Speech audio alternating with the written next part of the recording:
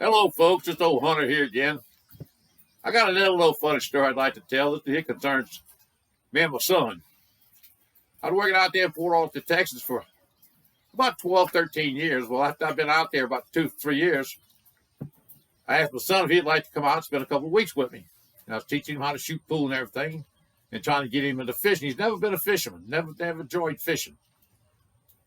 Anyway, he come out there, and I think at the time he was 12, 13 years old.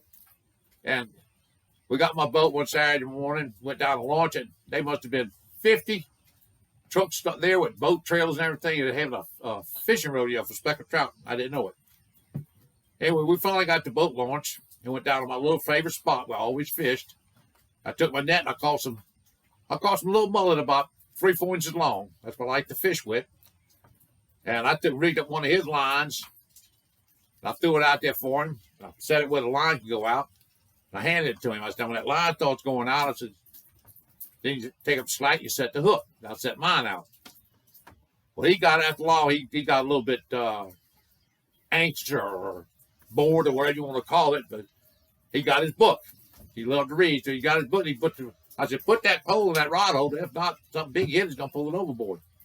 So he put it in the rod holder, sitting there reading. I heard a little noise.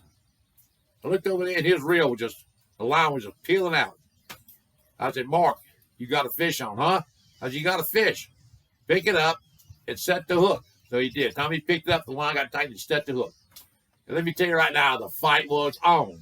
They tell you about, I think 10 minutes laying that fish. I thought it was going to be like a stingray, a shark or something. When that fish come up and I seen what it was, I like to have a heart attack. It was about a 7.5-pound speckled trout. That speckled trout would not fit in a 48-quart cooler without bowing it up. That's how big it was. I told him, I said, son, do you realize what you just caught? I said, a lot of people fish their whole life never catch one this big. I said, I've never caught one this big. But I think he thought I was just trying to make him feel good, you know. So anyway, we caught a few more fish and stuff. We got ready to come in. We got back to the launch ramp. They were having their measuring on all the speckled trout and everything like that. And one of the guys asked me, he says, y'all do any good? I said, yeah, we got a couple. As I reached down, I picked up that big speckled trout. Before you could bat your eye, there were 50 people around that boat looking at that great big old speckled trout. He didn't realize that he did catch something that a lot of people would have loved to call. He thought I was just trying to make him feel good, but that was one hell of a speckled trout. We brought that there home, and I cleaned it. We ate on it for 2 days to eat it up. That's how big it was. I thought y'all might be interested in that because he did enjoy the trip, and he still would rather read a book. All right.